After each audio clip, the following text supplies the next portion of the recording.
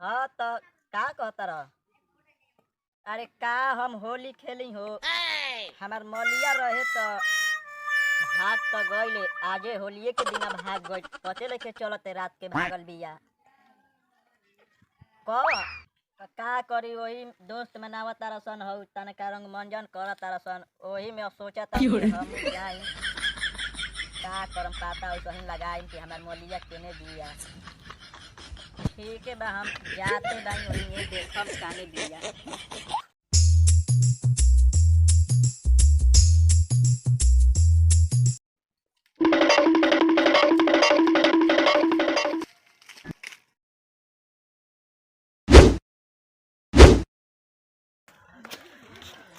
अरे बेरी क्या करते रे? बुरा न मानो होली है। बुरा न मानो होली है। आइल बास तो होली आ चल तोर मऊ के रंग देतो चोली तो न मनी बढ़िया सस होली तो जो ये में का करे के बा जो हम तो पूछता में दे का पवन हां का मोर दे कहीं के असो का होखी।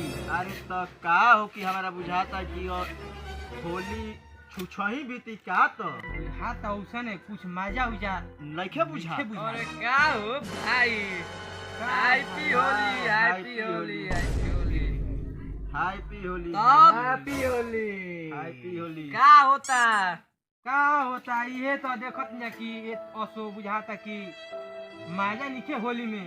अरे तो छुछही बैठल बा तो मजा दी ए तोनो पता नहीं के तहनी जानी के कि अब नया भौजाई आइल भी सन ओकरा घरे आज बेरा सालियो आइल बिया पता चलल बहुत मस्त बिया। तो के करा घरे डरबे करम हो।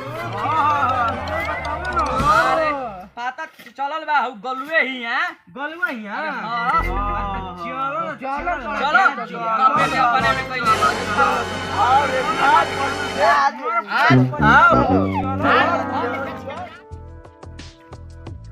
होली है जाम होली है। ए बाबूराव यहाँ होली खेलने जाना है। अरे होली खेलने जाना है गलुआ घरे रे। कौन गलुआ वो टिकरा की हो बड़का? अरे वही गलुआ रे। वो बाबूराव की स्टाइल है। अरे हो रे भाई होली है। खत्म कर देगा कैसे रे? तू लोग होली खेल जाता तो झगड़ा कर दे। खत्म कर दी तो डालो जी कैसे? चल होता है रंग लगा एक बात तेज के होली में लगाता सन अपने में लड़ के रंग बा अभी रंग बा चलो सन झगड़ा मत कर अरे भाइयों खत्म मत करे नहीं ये बाबूराव की स्टाइल में लड़ाई क्यों करे रे? चल रंग डालना है रे। रान से एकदम जिहान कर रहे हैं। चलो अब वही ना घर भाई उसका जी। चलो चलो पहुंच गए। होली है होली के दिन में आइल बमाचा अब कितना मिली।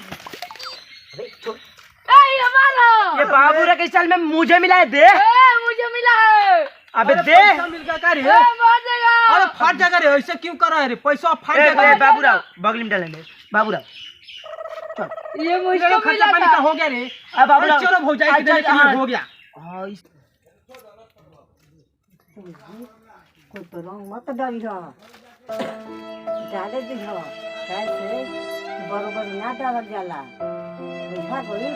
ठीक बा और कोई पर डाली हो मत डाले दी हो तू भले बाकी बरोबर मत डाली हो अच्छा ना। अच्छा जैसे का हम रहुआ वैसे ही ना करम हम। हाँ तुम्हें पता नहीं कि बाकी हो रंग मत डाली हो कोई आई तो अभी मत लगई हो और लगावे दिया भले बाकी लगई हो मत अच्छा ना। अच्छा ना नोहर बारू इसमें काम हो जाएगा बाबूराव। चल चल ए होली के दिन में मजा मिलल ऐसे पैसा कैसे मिलल ए पहुंच गई निजे घरवा भी उनका हो केने बाबू हो के करे खबर से बबुआ ए भाभी के भौजी के जाने का मार के गिरा के बात रे। भाभी होली के दिन में इहो ना हो। ना ना ना ना बाबू ये कुल्ला नहीं तो मार के गिरा के। अरे तू अभी ना ना पूछला कैसे रे? हां तोरा न खाऊ बुझा तोरा लाज न खाऊ रे। हां नहीं हर बार से अभी ना ना पूछला कैसे गाली में ना लगावा कैसा भी लगावा रे। अरे मम्मी जी सोचला ई नया नया साल में अपन कम से कम देवरो संगे तो होली खेल ली ना। देवर साथे होली खेली कल अकेले देवर साथे होली खेला करू बेबुझाते लगावत है भर बन जबरदस्त। एक सेकंड तू साफ साफ बतावा, एक सेकंड तू देवर के साथ रहबू कि पति के साथ रहबू? हम देवर संगे रहा। कि तू ऐसे करत है इससे कैसे घर चली? आज अपना पति के तू खेलिया क्या नहीं कहती अपना दिन घर में रखनी है जब निकल के देवर के भाग के देवर के साथे रहो। हां अपन करम छोड़ के